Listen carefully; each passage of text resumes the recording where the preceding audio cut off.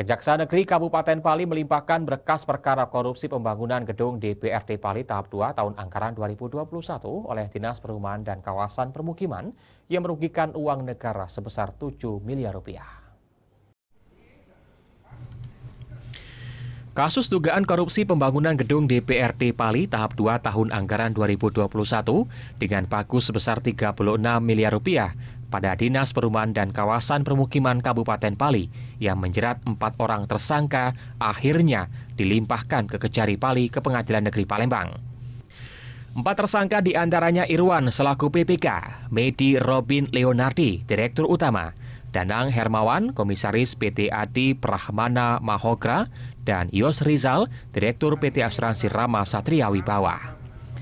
Imam Mortadio, Kasipitsus Kejari Pali mengatakan dari paku 36 miliar rupiah diduga ada 7 miliar rupiah tidak dikerjakan atau dikorupsi.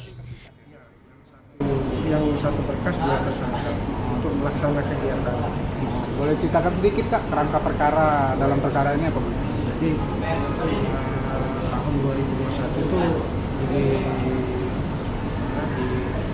Kabupaten Pali ada mata anggaran pembangunan gedung DPR tahap 2. Dari Palembang, Kunturiansah, iNews melaporkan.